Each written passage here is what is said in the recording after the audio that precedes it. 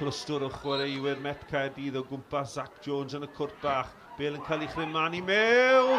A mae'r gol wedi dod a Tom Vincent sydd yn ei hawlio hi.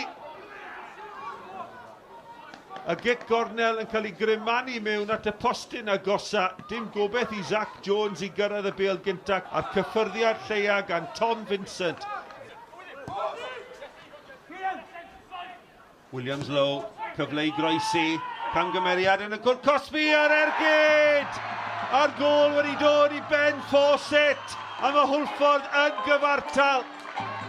Y croesiad gan Caden Williams Low amddiffyn Met Caerdydd yn methu clirio. A Ben Fawcett ar ei drod chwith, ergyd isiel yn curo Alex Lang. CJ Craven cyffyrddiad cynta'n dda. Mae'n darganfod Lewis Rhys, dim cam sefyll yn erbyn Rhys. Cyfle cyntaf wedi cael ei redeg at amddiffyn Hwlffordd.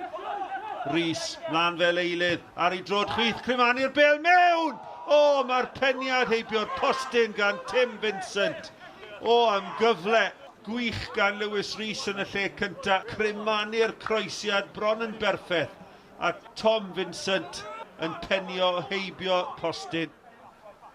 Cic gornel i Met Caerdydd, Rhys a hi. Ac yna hanner cyfle i CJ Craven. Yr arbediad gan Zach Jones yn hwyr yn y gêm. Y gic gornel yn dod mewn, mae'n torri'n garedig i CJ Craven. Ond Zach Jones yn y fan ar lle.